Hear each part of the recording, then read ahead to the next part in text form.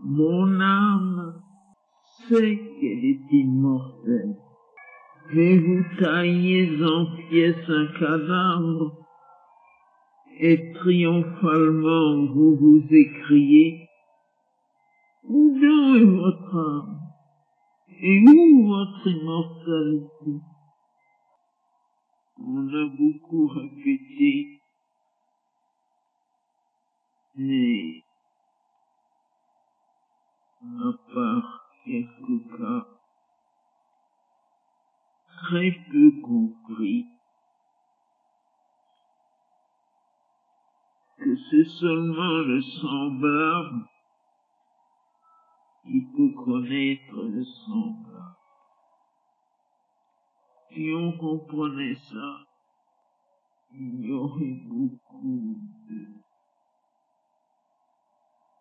d'ignorance qui disparaîtrait. C'est seulement l'âme qui peut connaître l'âme. Et dans chaque degré de l'être, c'est seulement le degré équivalent qui peut reconnaître l'autre. C'est seulement le divin qui peut connaître le divin.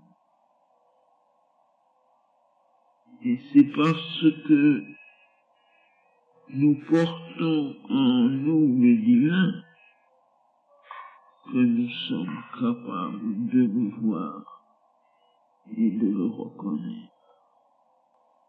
Mais si nous essayons de comprendre quelque chose à la vie intérieure en nous servant de nos sens et de nos procédés extérieurs, nous sommes sûrs de n'aboutir qu'à un échec total et à nous tromper totalement aussi nous-mêmes. Ainsi, quand on s'imagine pouvoir connaître les secrets de la nature en restant dans une conscience purement physique, on se trompe totalement. Et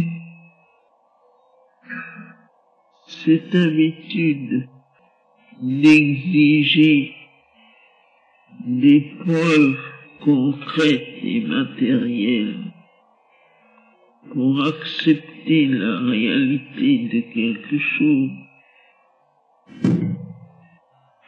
est un des effets les plus évidents de l'ignorance. Et avec cette attitude-là, le premier sot venu s'imagine qu'il peut juger des choses les plus hautes et il vient donner des démentis aux expériences les plus profondes. Ce n'est certainement pas en disséquant un corps qui est mort parce que l'âme en est partie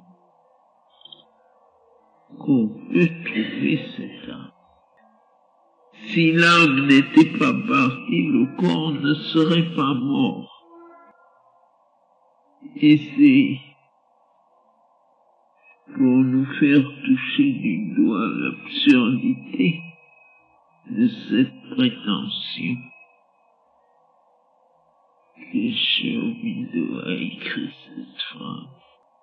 Elle s'applique à tous les jugements de l'esprit critique humain et à tous les jugements des méthodes scientifiques quand elles veulent juger d'autres choses que les choses purement matérielles.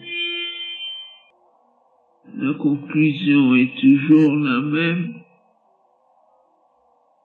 La seule attitude vraie est une attitude d'humilité,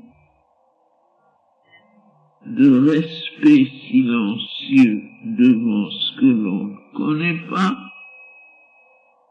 et d'aspiration intérieure pour sortir de son ignorance.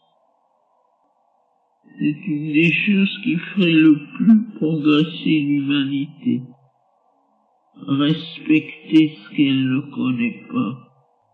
Reconnaître de bon gré qu'on ne sait pas. Et par conséquent, on ne peut pas juger. On fait constamment le contraire. On prononce des jugements définitifs sur des choses que l'on ne sait pas du tout. On dit d'un air péremptoire, ça c'est possible et ça c'est impossible, alors qu'on ne sait même pas de quoi il s'agit. Et on prend des airs supérieurs parce que on doute de choses que l'on n'a jamais su. On croit que le doute est un signe de supériorité, alors que c'est un signe d'infériorité. Le scepticisme et le doute sont deux des plus grands obstacles pour le progrès. Ça ajoute l'outrecuidance à l'ignorance.